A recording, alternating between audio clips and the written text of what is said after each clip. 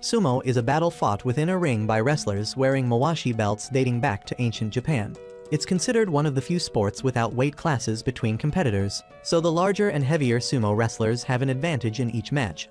Among them, those with the potential to reach the highest rank, achieving yokozuna status, receive nicknames based on national treasure swords, symbolizing absolute honor and strength. The protagonist of this story is Ushio Hinamaru, a sumo wrestler with a rather small build compared to others. Today, Hinamaru takes a train to visit the new school he's about to enroll in. While crowded on the busy train, he suddenly notices a female student being harassed by a pervert. Without hesitation, Hinamaru immediately acts heroically by grabbing the man's hand and dragging him off the train.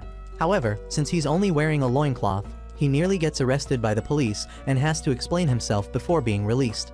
Having gotten off one station early, Hinamaru now doesn't know where he is, and the map Kirihito drew isn't helping at all. After wandering around for a while, Hinamaru spots a sumo practitioner training in the scorching midday sun, so he immediately climbs over the wall to join in. He introduces himself as Hinamaru, a third-year middle school student who came to check out Ishigami High School because he heard about their famous sumo club. The chubby sumo practitioner is named Osuke, the only member of the sumo club at this school. Hinamaru challenges Osuke to a match and begins taking off his uniform, revealing a solid, muscular physique that shows he has trained extensively. The match begins, and Hinamaru quickly rushes forward to push Osuke, nearly forcing him out of the ring. Osuke refuses to give in and counterattacks, but Hinamaru executes an extremely fast move that knocks Osuke to the ground. Osuke is surprised by Hinamaru's excellent skills, especially since he has never seen him in any tournament. Hinamaru explains that he came to join the sumo club, which makes Osuke so happy he jumps around repeatedly, finally having someone willing to join. When they go to the sumo practice room, they find it occupied by a group of delinquents, with one even spitting gum on the floor. Hinamaru demands that the person pick it up, but gets ignored, so he grabs the guy's shirt and pulls him down to the floor, warning him not to mess with him. Just then, a white-haired guy named Yuma steps forward. He's the leader of the delinquents. Hinamaru isn't intimidated by Yuma at all and challenges him to a sumo match, but gets laughed at by the delinquents. Osuke, frightened, rushes over to apologize to Yuma and pulls Hinamaru away. Yuma is actually the school's top dog, undefeatable because he studied karate and won the Kanto championship in middle school. Hinamaru changes the subject and asks about other members, but Osuke explains that the sumo club at Odachi High School has only him as a member. Hinamaru then realizes he went to the wrong school. He says goodbye to Osuke and leaves to find Ishigami School, but somehow ends up back at Odachi. As he's about to leave again, he sees Osuke standing stunned in the schoolyard. The sumo ring he worked hard to create has been destroyed by the delinquents from earlier. Hinamaru angrily rushes over to confront Yuma but gets held back by his minions. He challenges Yuma to a one-on-one match, but Osuke quickly intervenes, advising against getting involved with someone like Yuma, who is despicable and willing to use any means to win. To protect Hinamaru, Osuke proactively goes to the gym to apologize to Yuma, but Yuma demands that Osuke give up sumo for him to let the matter go. Hinamaru doesn't allow this to happen. He comes to the gym as agreed, and seeing him wearing only a loincloth, they start mocking and looking down on him. Osuke asks why he came, and Hinamaru says it's his responsibility. Someone who abandons others for their own sake will never become a yokozuna. A yokozuna must have a strong will, refined technique, and a solid body. Unfortunately, Hinamaru's body isn't large, so he can only compensate with unwavering determination, which is why he hopes Osuke will never give up sumo. Yuma hears this and applauds, moved. He sets the rule that if Hinamaru can endure for 10 minutes, he'll win. However, Yuma soon realizes he's messed with the wrong person. To get where he is today, Hinamaru has trained rigorously, making his entire body as hard as rock. Yuma launches attack after attack, but Hinamaru stands firm, his hands turning red yet showing no sign of giving in. Students staying late for evening classes gather to watch them.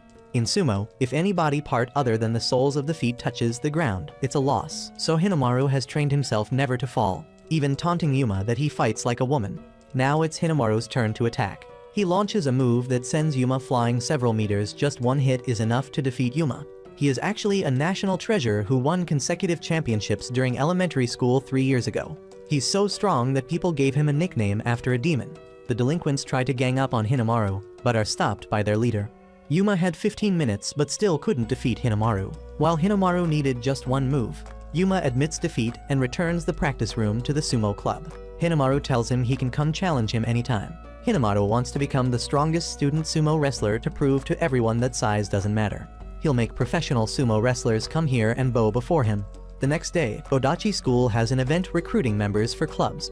Oski works hard to recruit members, but no one wants to join his sumo club. When he returns to the practice room, he finds Hinamaru waiting, who announces to Oski that he'll officially join the club. After joining the club, Hinamaru practiced with Oski all afternoon.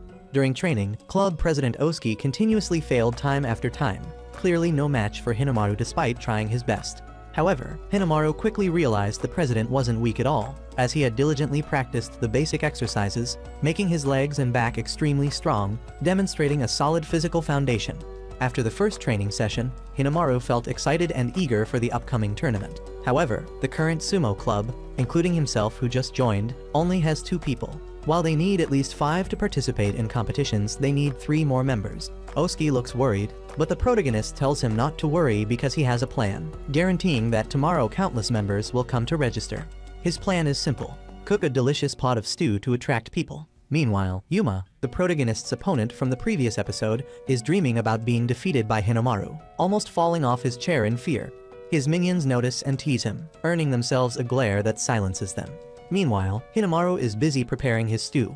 Wanting it to be nutritious, he generously adds garlic and protein powder, resulting in a taste so terrible that no one can eat it, even cats would refuse it. Just then, a second-year senpai comes over and heartily eats Hinamaru's stew, praising it enthusiastically. This large guy is named Chihiro, a member of the wrestling club. When Hinamaru and Oski still haven't persuaded anyone to join the sumo club, Chihiro gives them tickets to watch the wrestling club's performance show, so they abandon their booth and go to watch. The wrestling club's performance is very lively. Chihiro demonstrates impressive strength. He was a national champion last year.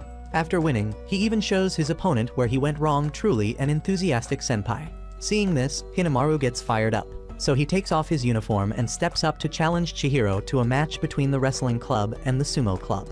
Oski reminds Hinamaru that while beating the wrestling champion would bring fame to the sumo club, he also warns that the rules of the 2 sports are completely different, and applying them in competition wouldn't be appropriate. In wrestling, after a pinning move, the opponent risks suffering a deadly move with no defense possible. In sumo, an opponent who leaves the ring or touches the ground with their hand loses.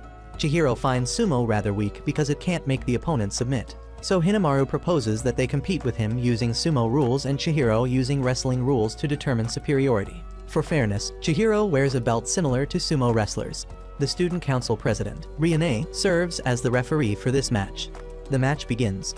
Chihiro rushes forward like lightning, intending to throw Hinamaru down, but gets his head pushed straight to the ground by Hinamaru using just one hand. If this were sumo, he might have lost. But according to wrestling rules, the match continues, so Chihiro gets up and keeps fighting. Chihiro then charges to use his specialty wrestling move to defeat Hinamaru. But Hinamaru's feet remain as steady as a rock. No wrestler has better balance than a sumo wrestler.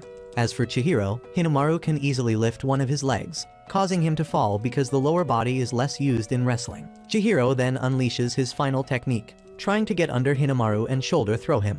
But Hinamaru's lower body strength is still something not to be trifled with. Not only is Chihiro's ultimate move ineffective, but Hinamaru counters with a left-hand throw that sends him flying out of the circle, ending the match. The student council president, Riane, doesn't look happy seeing Hinamaru win. She had intended to rule against him unfairly but didn't succeed. Nevertheless, after the match, Chihiro shows admiration. He realizes sumo is an interesting martial art and asks to join the sumo club, wanting to master the centering skills and hand attacks of sumo to become a mixed martial artist.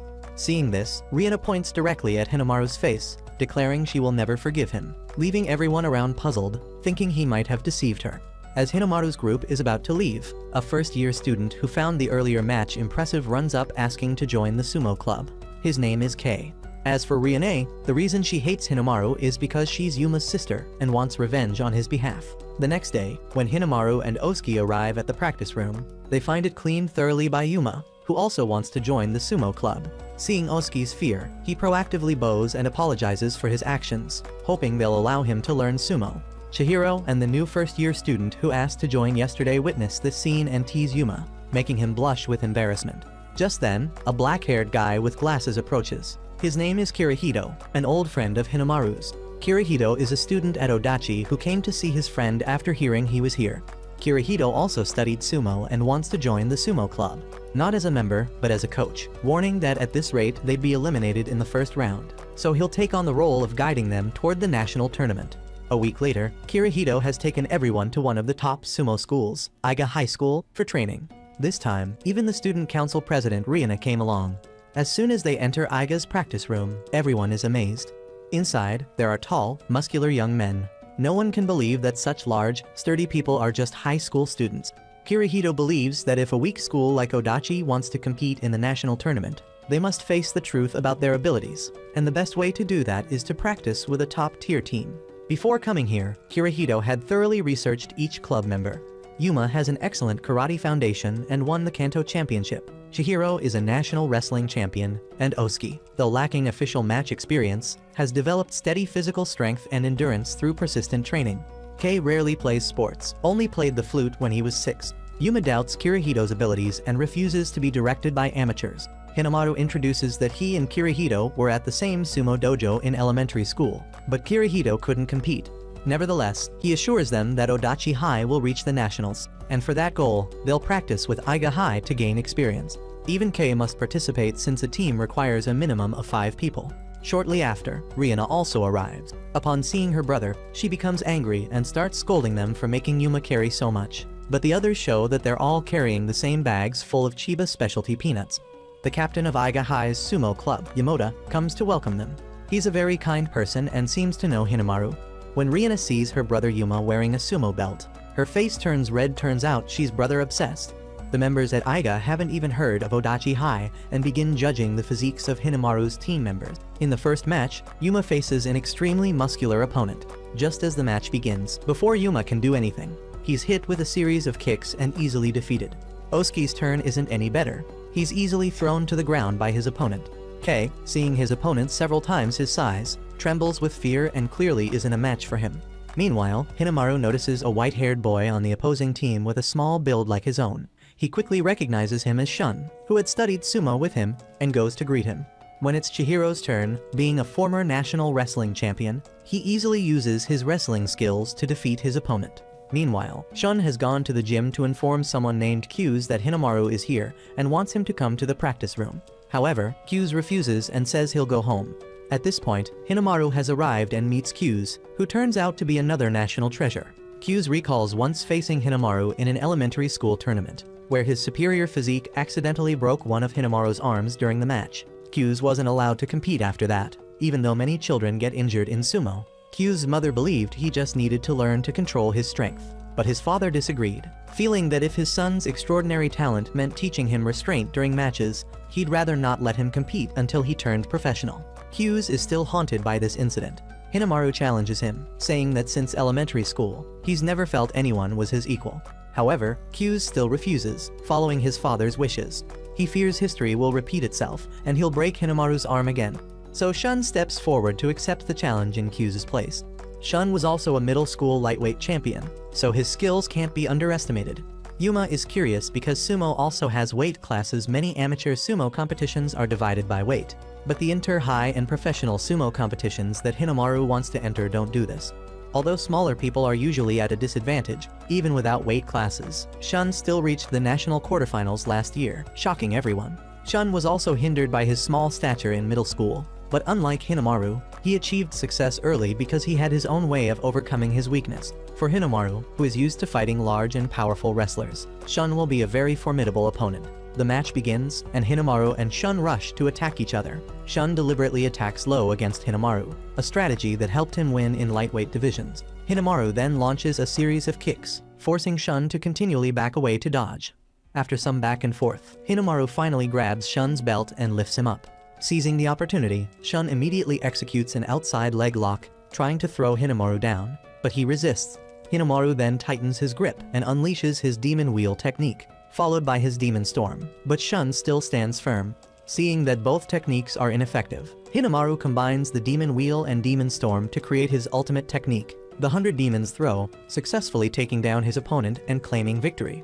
After defeating Shun, Hinamaru turns to challenge Q's. Q's, seeing that Hinamaru has grown much stronger than the boy he once knew, agrees to step into the ring.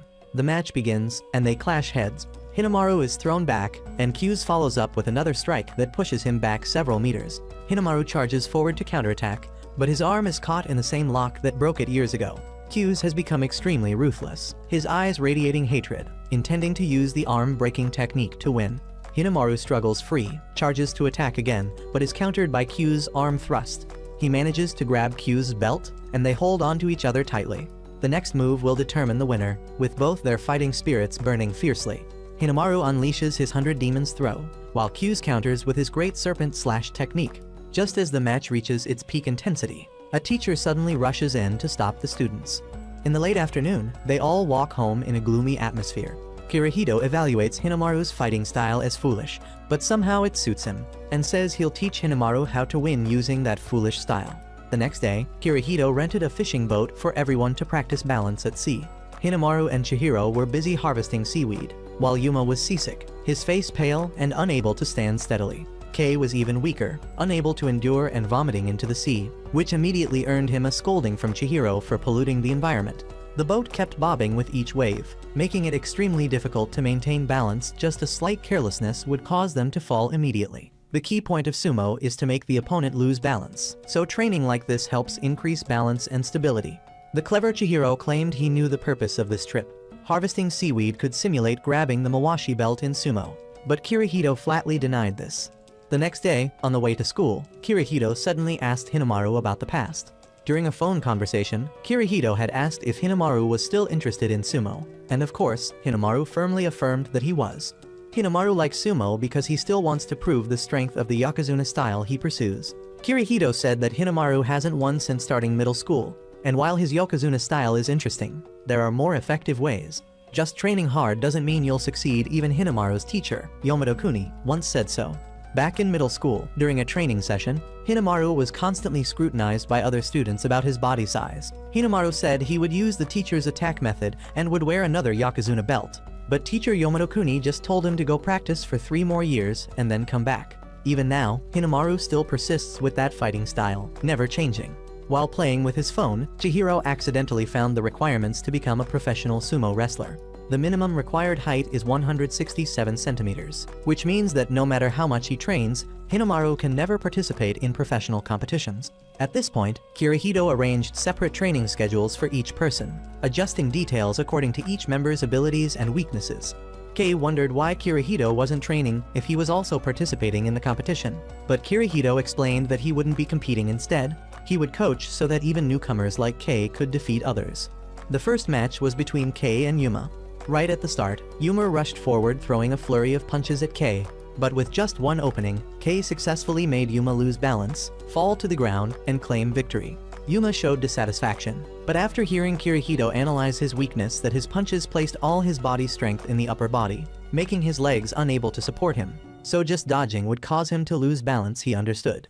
Next was Chihiro. Being a national wrestling champion, he was quite confident. However, when the match had just begun, Kei executed an inner ankle sweep that caused Chihiro to lose balance and touch the ground with his hand. Kirihito continued to point out that Chihiro's weakness was in his lower body, common among wrestlers. The only promising one at this point was Osuke. Indeed, he withstood Kei's first attack, but after Kirihito coached him, Kei adjusted his technique and successfully threw Osuke down, impressing even Hinamaru. Kirihito pointed out that Osuke's weakness was that while his leg strength was very strong, his upper body was weak, so as soon as an opponent got close, he would be at a disadvantage. Kirihito's accurate analysis made Yuma admire him. However, Kirihito criticized that no one competing in national tournaments should have such obvious weaknesses as they did. That's why he was here to train everyone to become special sumo wrestlers who could finish opponents with just a single move. To show everyone that he didn't just talk, but also had real skills, Kirihito challenged Hinamaru and went to change clothes. The match was intense. Hinamaru's fighting spirit was blazing. He declared he wouldn't go easy on Kirihito. Kirihito, ripe wheat bowing its head, advised Hinamaru to be less arrogant. The match began, and Kirihito, in a spider stance, rushed forward, forcing Hinamaru to engage at the lower body and blocking his direct charge. Hinamaru, with his Yokozuna style, continuously launched powerful attacks pushing Kirihito back. But Kirihito showed Hinamaru why he was the teacher. With just one arm grab and position change, Kirihito almost succeeded in making Hinamaru rush outside due to inertia. The two continued to struggle. Hinamaru executed a technique combining a throw and body rotation, creating the ultimate 100 Demons throw technique to knock down Kirihito. However, Kirihito also used the same 100 Demons throw technique as Hinamaru, even combining it with a leg sweep, a 3-move combo that made Hinamaru concede defeat. After the match, Kirihito supported himself on his hands, breathing heavily. Although the 3-move combo was stronger than the 2-move combo, it was extremely dangerous because once executed, there was no turning back. If it didn't succeed, there would be no chance to correct the mistake. Afterward, Kirihito told everyone to continue training while he went to the changing room. Kei, noticing Kirihito had forgotten his glasses, ran after him and accidentally saw him using an oxygen tank to breathe.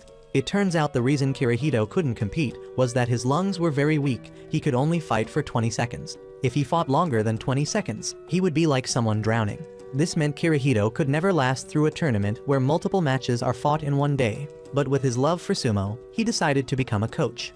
Additionally, Kirihito had been monitoring and knew that Kei had been practicing diligently after school training hours and silently acknowledged this. Outside, Yuma wondered why Hinamaru still trained despite not meeting the requirements for professional competition.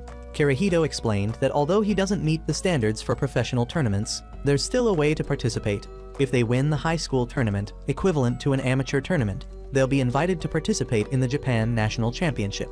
Moreover, the most popular wrestler doesn't need to pass the physical test and will still be able to participate in the Makishita category. However, this path isn't easy, as there are many other strong people considered national treasures all over Japan. On the other side, Q's apologized to his father for competing before turning professional. However, his father, far from scolding him, asked Q's how he felt. The match with Hinamaru reminded Q's of how much he loved sumo. He wanted to defeat everyone and become the strongest high school sumo wrestler, then bring honor to his family.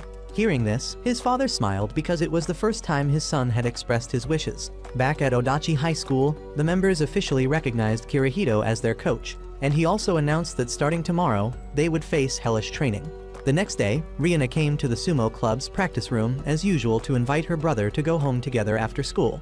But as soon as she opened the door, she saw one person moving in front of a fish tank, 2 others lying on the floor doing continuous sit-ups, and Yuma, her brother, playing with a small ping-pong ball tied to a string. The whole room looked like a kindergarten. At first glance, Rihanna thought they were all doing meaningless things, but in reality, each action was part of the training plan that Kirihito had carefully arranged. The ping-pong ball that Yuma was practicing with wasn't just for play, but an exercise to help him improve his balance and reflexes, especially training leg and back muscles to avoid being pushed off the fighting platform. Chihiro's movement in front of the fish tank looked strange, but he was actually mimicking the fish's movements in water. These flexible and smooth movements are very similar to the necessary movements in the sumo ring.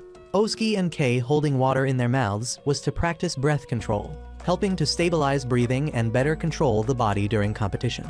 Rihanna didn't understand why they would listen to someone who only sat around and never did any practical training.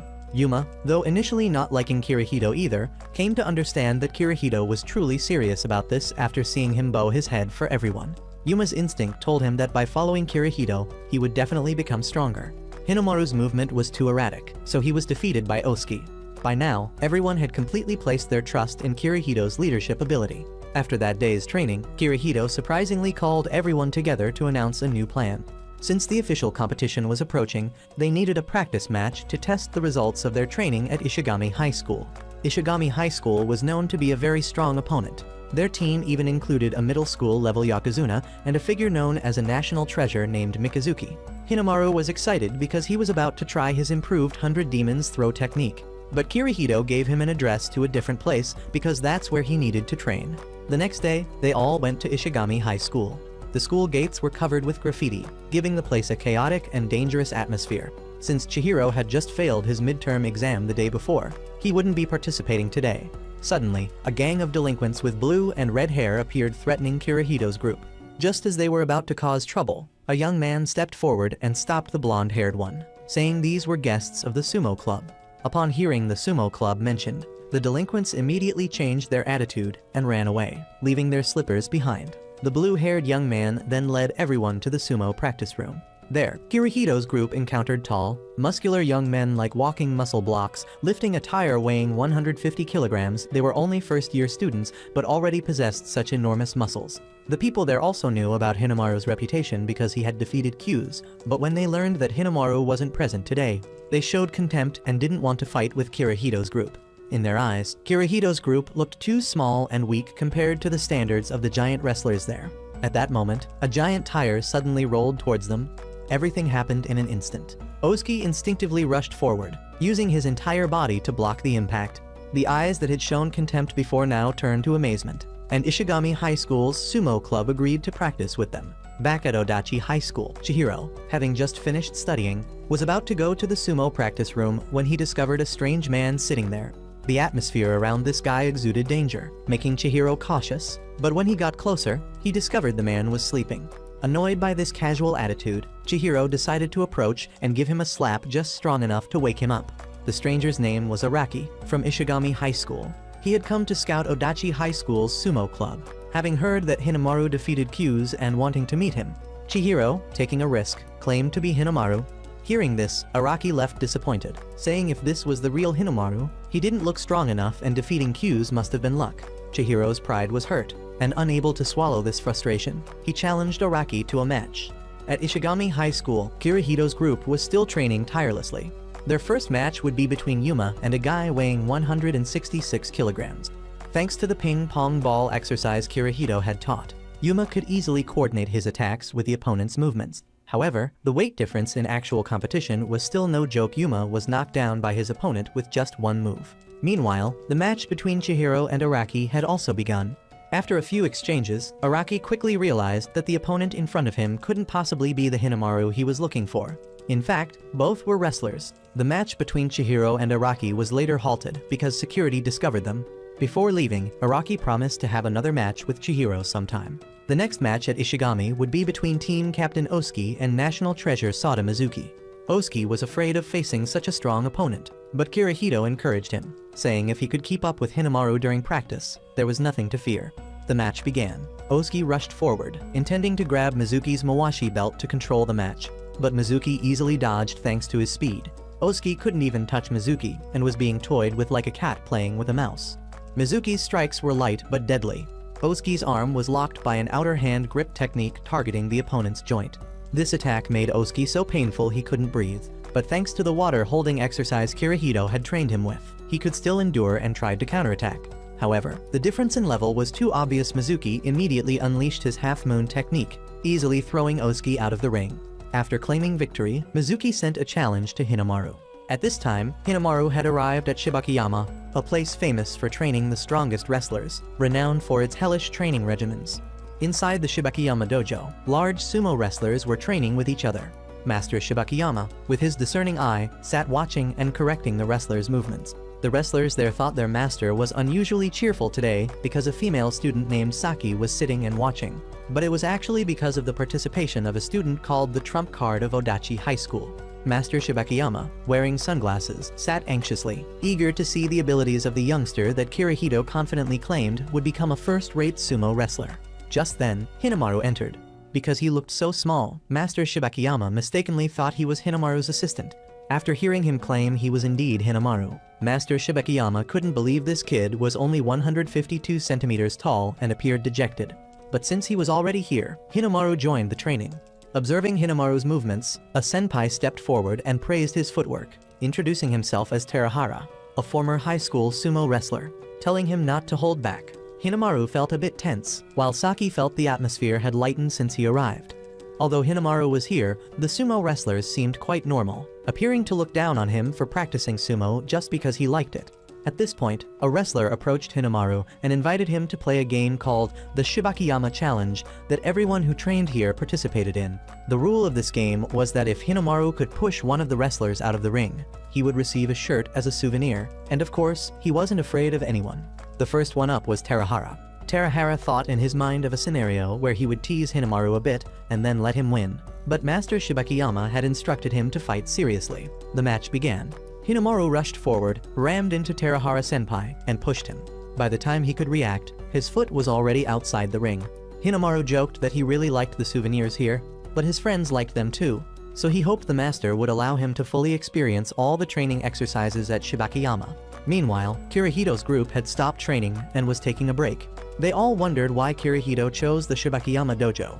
In professional circles, Shibakiyama was considered the strictest training dojo, famous for a master with fearsome, explosive attacks nicknamed Firecracker.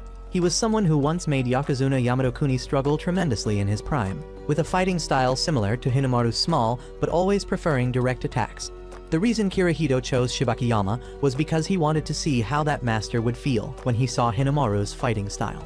On the other side, Hinamaru was defeating opponent after opponent. By now, Master Shibakiyama had realized he had underestimated Hinamaru too much. Despite failures, he never gave up, and his passion even spread to other wrestlers. Saki discovered that Norihiro Senpai was secretly watching Hinamaru train, and Master Shibakiyama called him to step out. Until now, Hinamaru had only fought with second and third-rate wrestlers. In the sumo world, only 70 people in the Juryo rank or above are allowed to tie their hair in the Oicho style and call themselves Sekitori. Only Sekitori are permitted to wear white mawashi belts during training, and Norihiro was one of them. Yet Hinamaru dared to challenge Norihiro. Other wrestlers tried to stop him, but surprisingly, Norihiro said he also very much wanted to fight Hinamaru. The match began. Hinamaru rushed to attack, but Norihiro didn't even bother to move. With just one move, he easily pinned Hinamaru to the ground, finally meeting a truly strong opponent. Hinamaru excitedly requested one challenge after another, but the differences in physique and ability were too great he couldn't defeat Norihiro. Norihiro was about to leave, thinking further fighting would just waste time, but Hinamaru wanted to challenge him once more since he was only here for one day. Norihiro felt Hinamaru was stubborn. Even if he failed, there was nothing to be ashamed of. Someone like him would be quite successful in the high school sumo environment. But Hinamaru felt that being quite successful wasn't enough. He would become a Yokozuna like Norihiro. Norihiro considered Hinamaru's dream of becoming a Yokozuna a joke, as he understood how long and arduous that path was. Norihiro agreed to one more match, but his eyes had become cold and sharp. Hinamaru also realized he needed to improve his approach to battle. Since he had no skills that could overwhelm Norihiro, he adjusted his preparation stance to the lowest position. The match began. Norihiro launched a direct hit to Hinamaru's face, but Hinamaru used his knees as a buffer to absorb the blow, so he could still hold on. Hinamaru remembered Norihiro's earlier words. His face and will became stronger, with an unbelievable power surging within him. Hinamaru charged forward like a blazing fire demon, grabbed Norihiro's mawashi belt, and threw him down, causing everyone around to gasp in astonishment. But as the dust settled, the one lying on the ground was Hinamaru. Norihiro had pushed him down first, although his knee had also touched the ground. Since he was so close to victory, Hinamaru felt very angry. Norihiro promised to see him again tomorrow to see more of what he could do. Meanwhile, Kirihito's group had returned to school. Chihiro told them that a guy named Araki from Ishigami High had come. Hinamaru called Kirihito to inform him that today he would stay at the Shibakiyama dojo to train for tomorrow. For dinner that night, Hinamaru was treated to a pot of authentic Chankanabe stew that made his mouth water. Hinamaru sat down next to Saki, with a group of sumo wrestlers standing and waiting behind them. They also knew Hinamaru was a national treasure who had faced Qs, and hearing the term national treasure, they were all surprised. Recently, Qs had been a hot topic. People discussed how quickly he would rise in rank if he competed professionally. Norihiro asked Hinamaru who was better between him and Qs. Hinamaru didn't say who was better but stated that when fighting Qs, he did better than when fighting Norihiro, making everyone around laugh. In the following days, Hinamaru lived, trained, and had fun with everyone at the Shibakiyama dojo, moments that made him so happy he wished they could last forever. One night, Saki heard a noise and woke up. Going outside, she found Hinamaru training alone. They chatted casually. Saki had been coming here during her days off to watch her brother train. Saki asked the same question her brother Norihiro had asked earlier. Her gaze didn't allow Hinamaru to evade, so he honestly admitted that of course Norihiro was better. But if Qs and Norihiro fought each other, it was uncertain who would win. At this moment, Master Shibakiyama, who had been sleeping, came out saying he would have a match with Hinamaru. Not everyone got to see him take his clothes off like this, so Hinamaru should appreciate it. Hinamaru didn't understand why the master was trying so hard for a wrestler who didn't meet the requirements for professional competition. In the past, the master had also been criticized for being small and hopeless. But he still tried hard to become a Yokozuna. Though he only reached the rank of Sekawake, he had passed that dream to Norihiro, but he had another dream to see a small person become a Yokozuna. So he wanted Hinamaru to realize that dream. In short, the master really liked Hinamaru. The conversation outside had awakened the other sumo wrestlers. Since they were already up, they all started training. Before long, the break days were over. Hinamaru and Saki had to leave. She promised that if their school won many matches, they would meet at the national tournament. Hinamaru was determined to become a high school Yokozuna. Saki wished him luck, but said it would be difficult because her brother would also be participating. Hinamaru was curious about the school where Saki was the sumo club manager. Upon hearing the name Totori Hakiro, he immediately felt a chill down his spine. It turned out that Saki was the younger sister of Tanoji Shido, the national sumo champion. Hinamaru found Osuke in the back corner of the school where they first met. Unlike their first meeting, there were now no traces related to sumo. Hinamaru recalled how the sumo club once had only one member. Yet now they had 6 people and were aiming to become the strongest wrestlers in Japan. Since it was their final year, Oski would have no more chances to fix mistakes. But after the previous training session, he realized he didn't want to end the journey here and still wanted to continue practicing sumo with everyone. Hinamaru encouraged Oski, saying that if it weren't for him maintaining the club despite being ridiculed, they wouldn't be where they are today. So they wouldn't let this match be the last they would overcome the regional qualifiers and advance to the national round. The next day, the sumo clubs from various schools had gathered fully at the tournament. A wrestler named Tsuyoshi represented the sumo wrestlers there and stood up to declare the honorable oath of sumo wrestlers. A senior standing in the stands shouted loudly to cheer for Hinamaru, but got hit on the head by the master because they were secretly coming here. Although the master looked even more flamboyant, Hinamaru's first match was against a heavyweight opponent named Ito from Kashiwa School. The audience started whispering because they hadn't even heard of Odachi High School. Looking at the physical difference, they could tell who would win without watching. The match began. Hinamaru wasn't afraid and charged straight to face the opponent head-on. With his technique, he used the Demon Wheel move to easily defeat his heavier opponent. Everyone around witnessing that throw recognized him as Q's former opponent, the national treasure Onimaru Kunitsuna. Sada, seeing this scene, showed interest before leaving to answer a magazine interview. Next was Chihiro's match. It didn't take long for his opponent to be defeated with an outer thigh throw, a skill used in wrestling. Then it was Yuma's turn. He unleashed a series of rapid pushes that directly pushed his opponent out of the ring. The surrounding audience now turned to cheer for Odachi High School, which had won 3 consecutive matches and advanced to the second round. However, when it came to Kei's turn, he was too weak to do anything. So only Kei failed, while Oski Senpai used a move to push his opponent out of the ring with sheer mass, even leaving footprints. Ishigami High School seemed to have noticed them, so they needed to focus on fighting. Before entering the semifinals, Kirihito and Hinamaru went outside to check the situation and encountered Sada. Sada wished Hinamaru could advance to the finals because it would be boring without an opponent. They exchanged words, and Hinamaru concluded by saying he would defeat Sada. After Hinamaru's next victory, Odachi High School advanced directly to the finals. But Kei couldn't be happy because he had been a burden to the team. Since Ishigami High School was very strong this season, Kirihito had to hold a tactical meeting. He planned to let Kei fight against Sada, conceding that match and focusing on the remaining ones. They would try to win the matches they could, secure the overall victory, and together become the strongest team in Japan. In this final, the first person to step onto the fighting platform would be Kei, and it was almost in game as his opponent was a tall man several times his size. People around started whispering, but Kei maintained his confidence, supported by his teammates' encouragement. Kei remembered the previous training session. He couldn't do anything, but Kirihito still encouraged him, and the other members still welcomed him. Therefore, Kei wanted to become stronger to win. He would do anything as long as it helped the team. The match began. The tall, muscular opponent charged forward, but Kei was no longer there. With his small frame, he quickly slipped behind the opponent and tried to grab his Mawashi belt. However, the opponent's reaction was too fast. He quickly turned around and launched a move that sent Kei flying straight out of the ring. Indeed, skill alone cannot secure victory, as sumo is a martial art where physique is very important. Captain Oski comforted Kei, saying he had done very well and shouldn't feel sad. The next match was between Chihiro and Araki. Although this was the final, they were still busy taunting each other. Araki confidently declared this would be Odachi High School's second loss. Araki wanted a match where both weren't under mental pressure, so they could find out who was stronger. The sumo sport is called team competition, but it's actually 5 individual matches, so there's no need to worry too much about this match. The match began, and both wrestlers didn't move. The crowd started booing. People came here to watch sumo, but these 2 guys were wrestlers from 2 different martial arts. Chihiro made the first move, grabbing both of his opponent's legs, but this was already anticipated by Araki.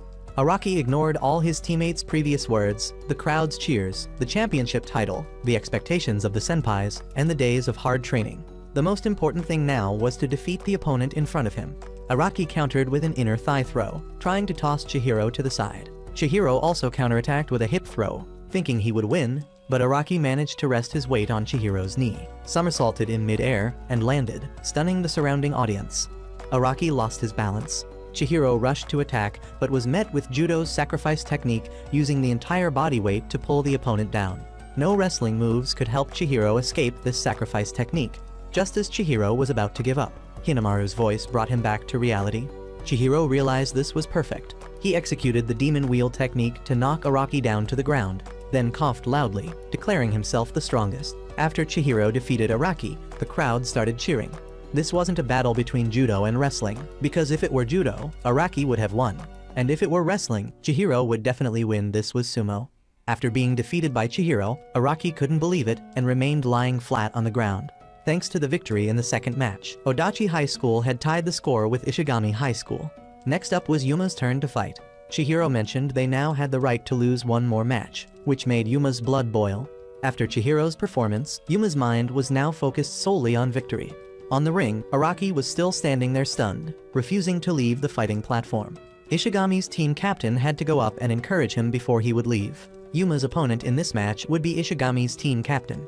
They had observed the mark on his forehead and guessed he might be the type to headbutt first, so if Yuma got too close, he would essentially lose. The match began. The opponent was very strong and immediately landed a direct hit on Yuma's face, followed by continuous strikes. He hit with resentment because Yuma was the leader of Odachi School's gang. Ishigami School had always had troublemakers who provoked the sumo club. They had even been banned from competitions due to the mischief of those gangs. Therefore, having Yuma standing there was like a punching bag for him to release his frustration. Being attacked continuously forced Yuma to retreat constantly without being able to do anything, and soon he was backed into a corner. Just as he was about to lose, Yuma remembered how he was once a member of the karate club, but had been expelled due to his delinquent behavior. No matter how much he begged, the master there firmly refused to allow Yuma to train because of the stains he had caused. In that pouring rain, Yuma had knelt down and begged to train because he wanted to win for his teammates. Seeing a delinquent lowering his ego for his teammates moved the master, who agreed to let Yuma stay and train. Back to the match. Yuma applied a defensive move from karate combined with a rotation that caused Ishigami's captain to lose balance. Seizing this moment, Yuma continued to rush forward, striking directly at his head. But the opponent was no pushover. He head-butted Yuma, almost sending him flying out of the ring.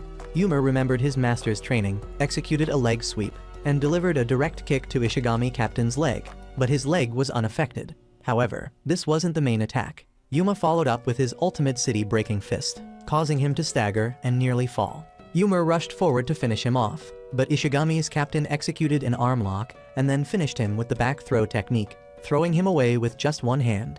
Now the score was 2-1 in favor of Ishigami High School. One more loss, and Odachi High School would be officially eliminated from the tournament. The next person to step onto the fighting platform was Osuke. Whether Odachi High School still had a chance to advance depended on this team captain. Osuke's opponent this time was a bespectacled man. He had to win at all costs, otherwise, Kei and Yuma would blame themselves. Under psychological pressure, Hinamaru came over, patted his back, and encouraged him, though in a tough love manner. While Osuke might not be as reliable as Ishigami's captain, he was someone willing to accept former enemies, people who had never played sports, and newcomers to sumo into his team.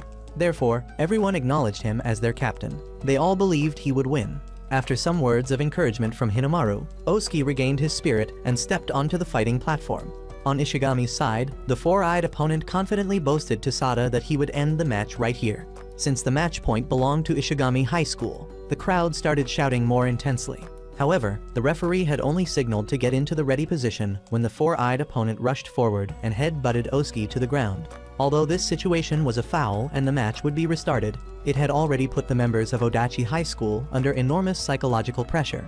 The opponent had deliberately done this to distract Osuke, making him think he had already lost. The crowd started shouting and cursing the four-eyed opponent for playing dirty, but he didn't care. However, the four-eyed opponent seemed to have underestimated Captain Osuke. After that dirty play, not only was he not intimidated, but he became even more focused.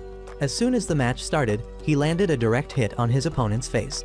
The two wrestlers struggled continuously. Osuke managed to grab the opponent's Mawashi belt, but was pushed away. It turned out that the bespectacled opponent, Sanada, used to be considered a notorious school boss, who once single-handedly beat up dozens of delinquents to protect the sumo club. When they threatened to burn down the practice room, he beat them without missing a single punch. The two fought intensely, continuously launching dangerous attacks. People thought Sanada was dominating Osuke, but only he knew how strong Osuke really was. It turned out that once, while shopping, Sanada had accidentally seen Osuke practicing sumo in the schoolyard. Knowing Osuke's situation, also being harassed by delinquents, Sanada felt contempt because unlike Osuke, he had dealt with the delinquents himself. But day after day, Osuke diligently practiced for 2 years, making Sanada truly admire his perseverance. Since Oski and Sanada's strength was equal, this would be a battle of determination and endurance. The initial series of attacks had left Sanada out of breath. Captain Oski seized this opportunity to quickly push back his opponent. The two embraced and rushed out of the fighting platform, and according to the referee's decision, Oski was the winner. The whole stadium was about to explode. Oski's teammates rushed over and hugged him, moving him to tears, but it was still too early to cry the battle wasn't over yet. Thanks to Oski's recent victory, the score was once again tied. The match would proceed to the decisive battle between Hinamaru and Sada, wrestlers known as National Treasures. Since this match was between two national treasures, Saki had already set up a camera and instructed her two friends to observe carefully. Even Shun came to watch his old friend compete. This match would determine which team would advance to the national tournament, but Sada didn't feel any pressure and confidently declared he would win. Sada had the ability to excel in all sports he participated in and continuously won awards. Once, while watching sumo, Sada told his two female friends that he had never played sumo. The two girls stopped him because they thought wearing a mawashi belt didn't look cool at all. But when witnessing the red-haired boy on the fighting platform, Sada smiled. If there was someone who looked cool wearing a mawashi belt, that person would be the coolest ever. So Sada became a sumo wrestler to be able to fight at full strength with an opponent like that red-haired boy. But when he succeeded in sumo and was honored as a middle school yokozuna, his opponent disappeared. Sada's belt was pristine white because no one in this tournament had been able to touch it. Could Hinamaru defeat such an opponent? The match hadn't even begun, and Kirihito could already feel the powerful aura emanating from the two national treasures. At the referee's signal, both immediately rammed into each other. Hinamaru, with his direct fighting style, launched continuous attacks against Sada. Sada, with his speed, executed arm locks, but Hinamaru managed to escape them all. To counter these arm locks, Hinamaru increased the speed of his strikes. Sada realized that only some of Hinamaru's attacks were truly powerful. After identifying them, he launched an attack to disrupt Hinamaru's offensive stance. But the more he countered, the more Hinamaru increased his speed, making it impossible for his opponent to distinguish which attacks were powerful. Despite being dominated, Sada smiled because he had always looked forward to such a battle. Hinamaru was different. He could only smile after defeating his opponent. Whenever Hinamaru tried to get close to use a throw, Sada pushed him away to maintain a safe distance. Sada grabbed onto Hinamaru's mawashi belt and was about to execute his half-moon technique, but Hinamaru seized this opportunity to counter with his demon wheel technique. Hinamaru continued with his demon storm technique to throw Sada down, but his legs were very stable, so he followed up with his 100 demons throw technique.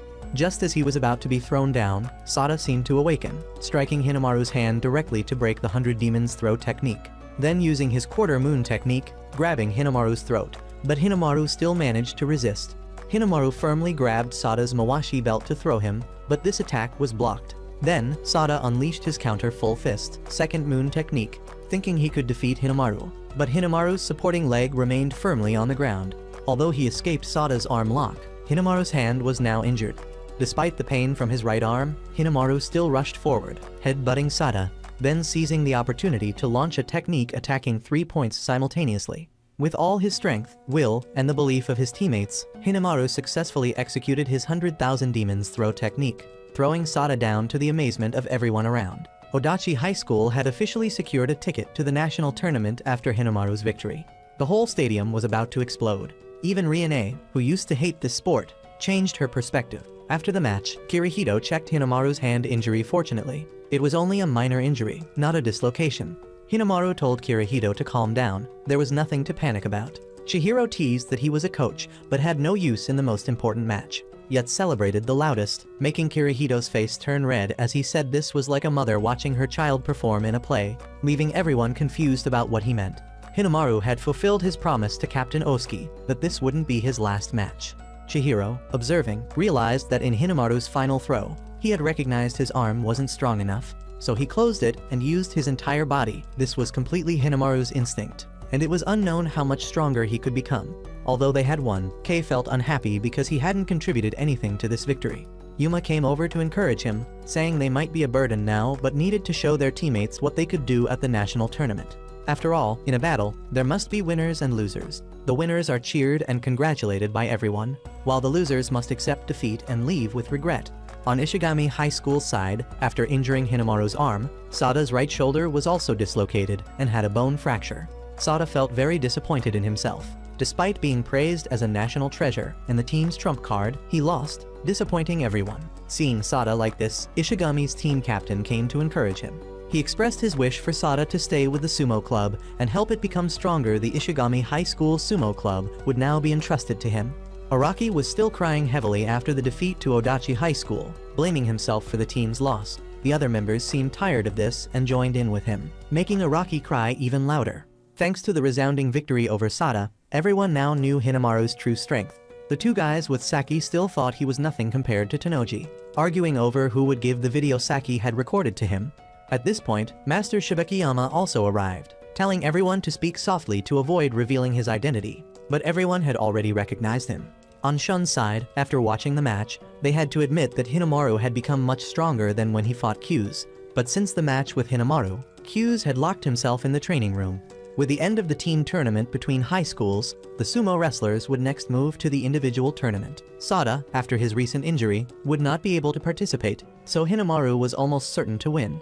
However, Hinamaru didn't think so. His opponent was still Chihiro, who intended to defeat Hinamaru and become the strongest wrestler.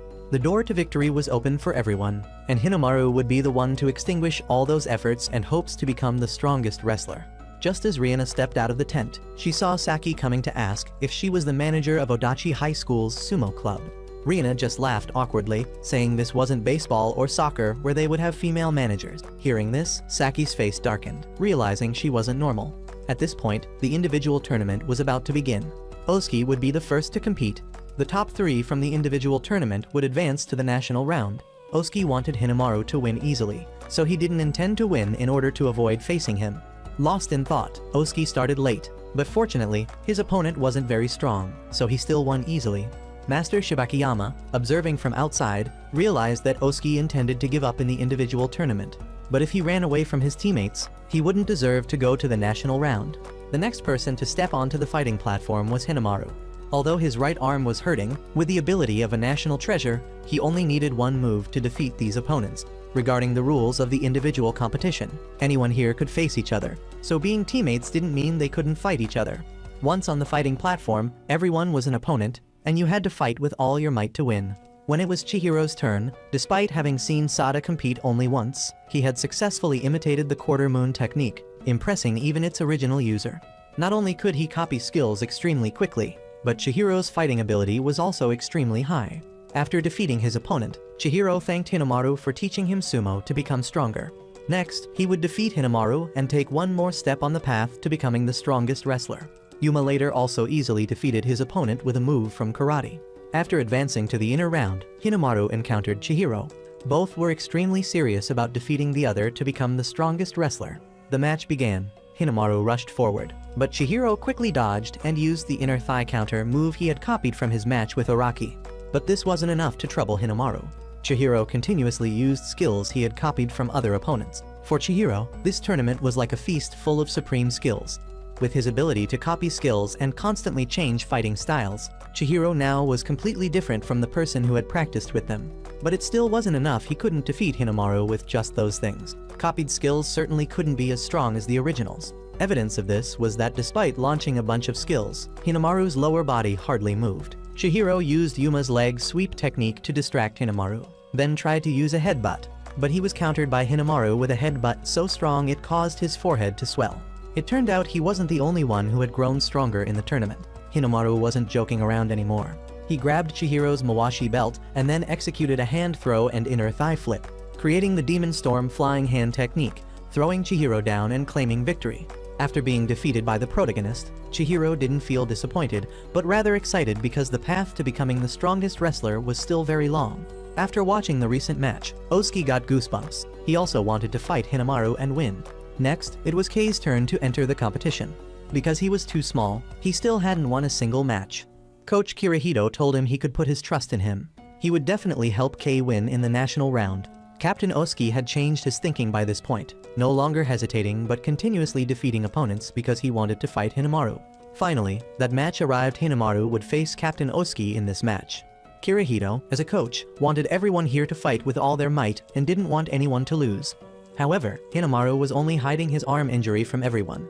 In reality, he was being torn apart by pain. He didn't want to tell everyone because he feared they would go easy on him. Fighting with all their might was the way to show respect to teammates.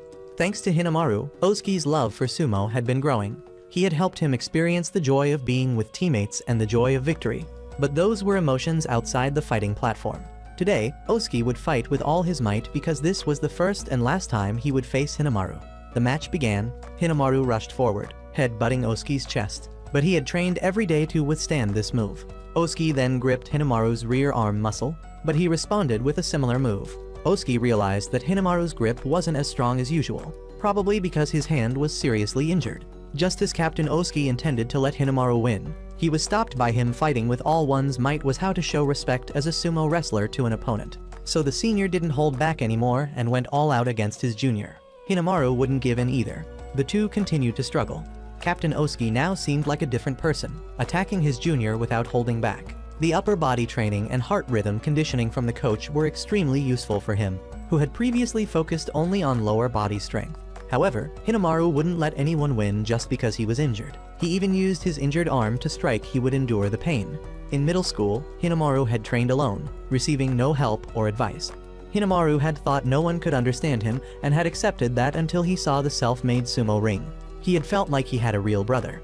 Although Hinamaru's elbow was very painful, nothing could stop him from giving his all in a match with Captain Osuke. Hinamaru unleashed his demon wheel technique, but Osuke's lower body was too strong, so he withstood it. Both felt they were facing a real opponent, so they gave their all. Hinamaru stood firm and pushed Osuke out of the fighting platform. He intended to put all his strength into this move. Osuke held his breath to brace himself against it. The match became increasingly tense. Although it wasn't yet clear who would win or lose, the audience was cheering for both. But in the end, Hinamaru's stamina and strength were a level above Captain Osuke's. Just as he ran out of breath, he managed to push him out of the fighting platform and win, making the stadium nearly explode. Despite losing, Osuke considered this the most satisfying match he had ever fought. The two then shook hands and made a promise for the national round. After the excitement subsided, Osuke remembered to ask about Hinamaru's hand. Indeed, outside the fighting ring, he was still the dedicated team captain. The group then went up to receive their awards. Rihanna also asked to take a commemorative photo to congratulate everyone on their victory. The next day, when Hinamaru arrived at school, he saw a huge banner congratulating the sumo club for earning a place in the national round.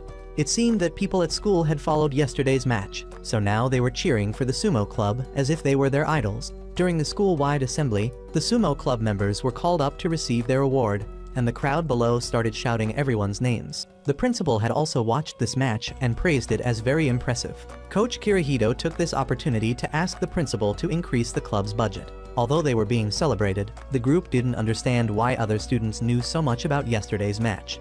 There weren't many supporters for Odachi High School at the time, so this was quite puzzling. Just then, Kei ran over saying he knew why the students at school were acting this way.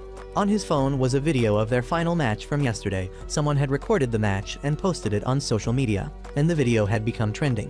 While they were wondering who had posted it, a female student suddenly appeared, claiming she was the one who had uploaded the video.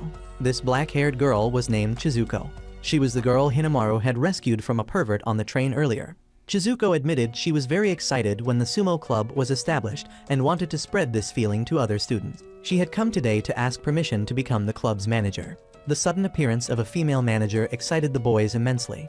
Just as Kirihito needed someone to help, he immediately agreed. Seeing that she was about to be sidelined, Student Council President Rihanna couldn't sit still and asked why they hadn't consulted her first if they wanted a manager. Kirihito wasn't hesitant and accepted both girls. From now on, the student council was under the control of the sumo club. The group then went to a BBQ restaurant to celebrate their victory and the addition of 2 new members.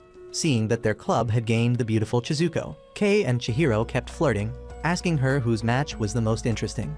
But they didn't know that Chizuko had a crush on our protagonist. Just one eye contact made her face turn completely red. Rihanna, fearing her position in the club would be shaken, proactively stood up to assert herself, but was shocked when Hinamaru couldn't even remember that she was Yuma's sister. By the way, the sumo club manager had to do the things that Captain Osuke and Kirihito had been doing, and also had to prepare ingredients to cook Chankanabe stew. They couldn't cook this dish due to lack of budget. Hearing this, Rihanna said she could handle the money, so Kirihito successfully lured this girl. Incidentally, they were at a 2,000 yen buffet for 90 minutes, so whatever they were doing, they should eat first. There were over 100 dishes, including BBQ, sushi, and desserts. They could eat as much as they wanted within the allowed time. The boys started competing to see who could eat more, while the two girls had their eyes fixed on the dessert counter. Yuma grilled meat so expertly that the restaurant owner had to use the most exquisite compliments that no one would think to use for someone grilling meat. Kei was enthusiastically grilling each piece of meat when Chihiro used a whirlwind technique to steal all the meat from the grill and put it in his mouth, leaving the youngster only able to scream. Seeing that everyone was only eating meat, Yuma grilled a plate of vegetables for them, but Chihiro scolded him, saying if they were at a buffet, they should eat meat to get their money's worth. However, the restaurant owner didn't want them to eat too much, so he proactively brought out rice and ramen to offer everyone. These were all dishes high in carbohydrates that would make them full quickly and unable to eat more of his meat. But he had misjudged this club. They were sumo wrestlers with extremely strong appetites. At this point, Kirihito also brought out several plates full of food and said each sumo wrestler needed to eat 20,000 calories to have enough energy to train. They wouldn't stop until they reached 100 kilograms. So Captain Oski and Kei, who had been saying they were full, dove in and ate voraciously. Kirihito kept bringing out more food, while Chizuko sat filming, but only filmed Hinamaru. After getting tired of eating meat, they switched to decimating the desserts, making the restaurant owner restless because this would surely result in a loss for him. When only 5 minutes remained, they had all put down their chopsticks in surrender. This was torture, not a celebration. At this rate, they would have to pay a penalty. But Hinamaru said he was still eating and continued to grill more meat. Hinamaru wanted to force himself to become bigger like the legendary Yokozuna Yamatokuni, and moreover, wasting food was a sin. So he ate another pile of meat along with several bowls of rice. Everyone kept cheering for Hinamaru, making Rina wonder what they were doing. She turned to see Chizuko praising Hinamaru as cool with a blushing face. The restaurant owner, despite suffering a heavy loss, had to keep a smiling face, then immediately posted a sign outside forbidding the Odachi Sumo Club from eating there. The next day, Kirihito had changed the training method to pair matches. Yuma would fight Captain Oski, but for some reason, he was always distracted during training. When asked, he didn't say anything. It turned out Yuma still couldn't forgive his past mischievous actions. He thought he didn't have the right to practice sumo. But Captain Oski said he didn't care about that anymore. He knew how much Yuma had truly reformed and how much he loved sumo. Although they used to hate each other, now they were teammates, so there was nothing to worry about. What Captain Oski wanted now was to see Yuma enjoy sumo. It seemed that Kirihito's purpose in pairing these two together had succeeded. Oski had already forgiven Yuma. He just hadn't realized it. Oski's strength was his kindness, but Yuma didn't take advantage of it. So before going to the national round, Hinamaru wanted to let Yuma know he was always welcome here. Yuma, as if a burden had been lifted from his heart, could now fight wholeheartedly. That evening, Hinamaru and Kirihito sat studying the fighting styles of other opponents. In the upcoming national tournament, Hinamaru would have to face high school Yokozuna Tenoji Shido, which sent a chill down his spine. The only way they could think of now was to continue diving into training, but how to train was the question. Not knowing what to do, they received a call from Master Shibakiyama inviting the Odachi Club to Nagoya this weekend to train together in preparation for the upcoming tournament. The next day, Odachi High School's sumo club took the train to Nagoya. As soon as they got off the train, Chihiro was excited to try the local food. But they were here to train, not to play. Since they arrived earlier than expected, and Master Shibakiyama had a meeting, they wouldn't be able to meet him until the afternoon. So the group decided to tour Nagoya Castle. The upcoming training for the national tournament would be very intense, so this was their only opportunity to relax. While everyone was having fun taking pictures, there was a sumo performance happening nearby.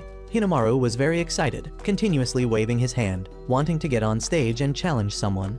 But a guy with hair covering his eyes sitting in front was also interested, leading to a dispute between them.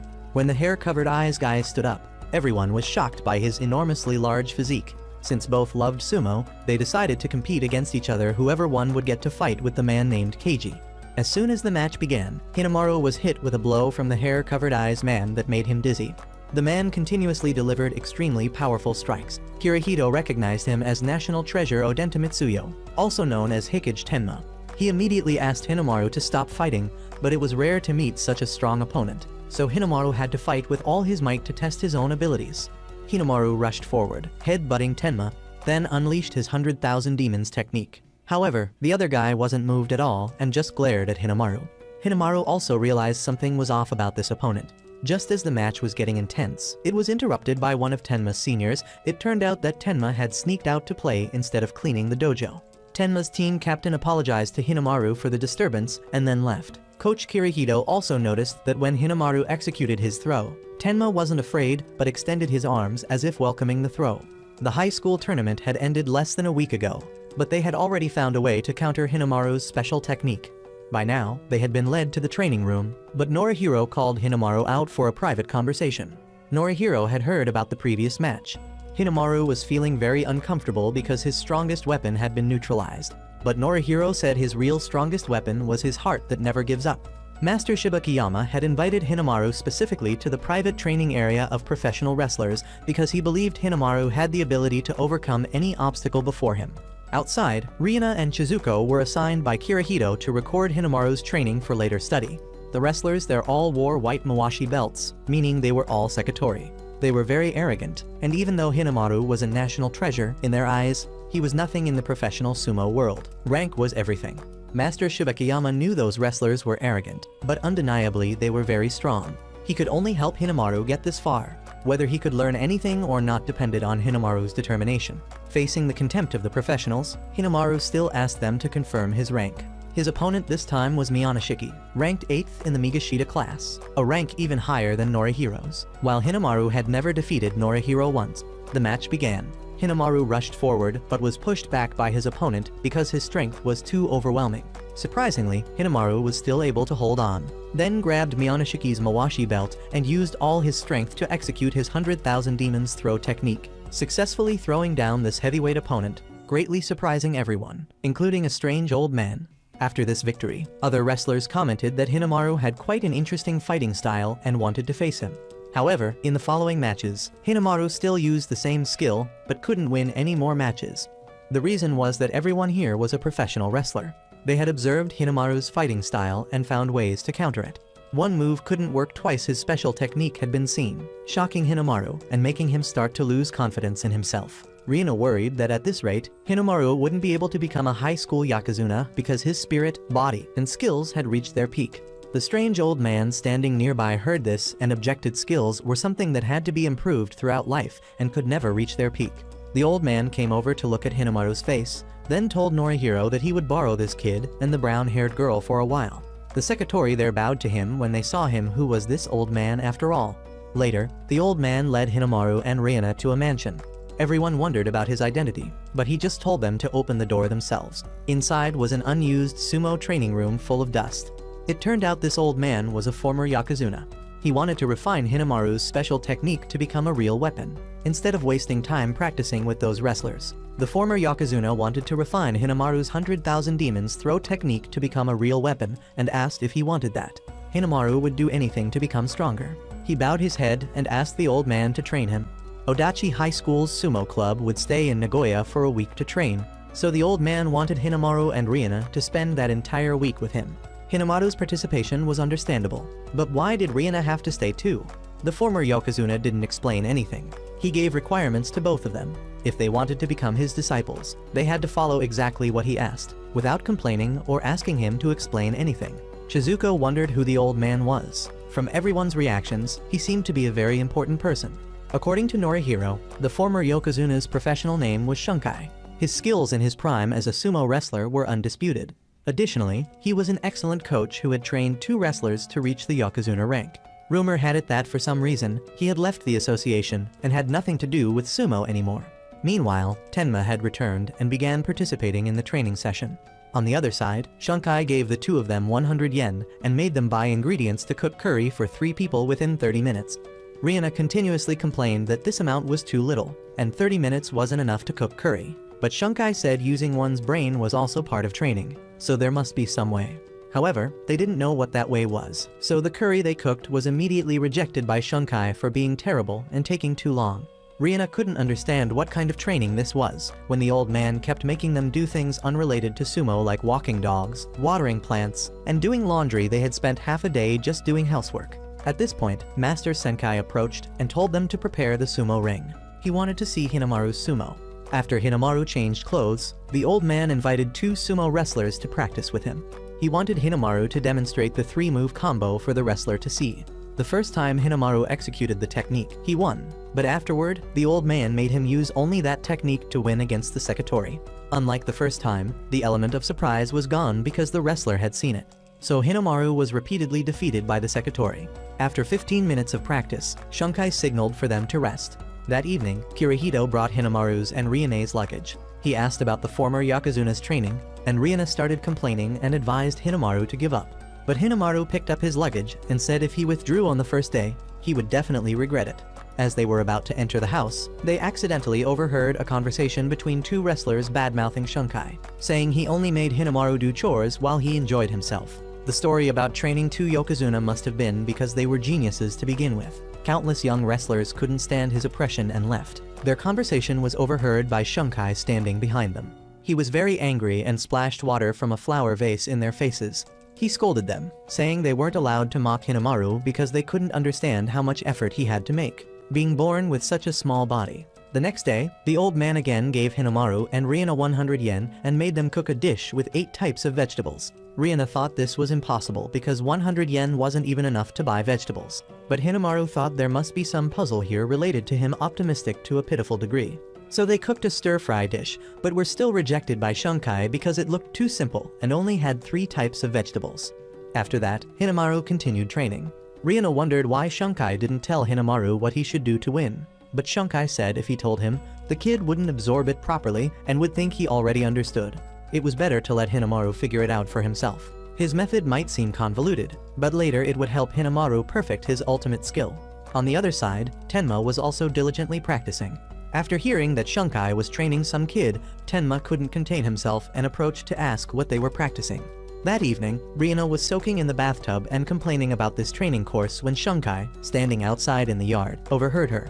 This was his house. He could go wherever he wanted. Shunkai praised Riona for working hard, but she said she only did so because if she left, Hinamaru wouldn't be able to train. The old man realized that Hinamaru's sumo style had a unique charm that couldn't be seen in professional sumo. Seeing a small person throwing large guys made his blood boil, and he wanted to help him. Shunkai thought it was great that Riona was here with Hinamaru because the kid was clueless while she was smart. Just as Riona finished bathing and came out, she saw Hinamaru running in from outside, holding a bunch of flyers he had collected in preparation for the next day. Riona was speechless at his silliness, telling him if there was anything he didn't understand, he should just ask her since she was his manager. Hinamaru, as if enlightened, grabbed Rione's hands to thank her, making her blush profusely. The next day, Tenma, jealous of Hinamaru, came to Shunkai's house to ask him to accept him as a disciple. Just then, Hinamaru returned from shopping and witnessed this scene. To prove to Shunkai who was more worthy of being his disciple, Tenma took off his shirt and challenged Hinamaru to a match. Although Hinamaru hadn't perfected his 3-move combo, he accepted the challenge, saying he would use his 100,000 demons throw technique to win this match. The match began. Tenma, with his longer reach, gained the advantage. But after being trained by Shunkai for a few days, Hinamaru had also become stronger and could fight on par with Tenma. Despite his small frame, Hinamaru rushed forward and head-butted Tenma, then grabbed his Mawashi belt to execute his throw. Although Tenma tried very hard to push Hinamaru's head down to the ground, he was eventually swept off his feet by Hinamaru's leg sweep, followed by the 100,000 demons throw technique, successfully throwing Tenma down. Shunkai, witnessing the perfection of Hinamaru's 3-move combo, was very pleased. Hinamaru's next challenge would be to fight a real Yokozuna. Although he could defeat Tenma when facing a real Yokozuna, his level was still far too distant, he couldn't even last 5 seconds, and so Hinamaru's training period ended. Next, he would return to join his teammates in conquering the summer high school tournament.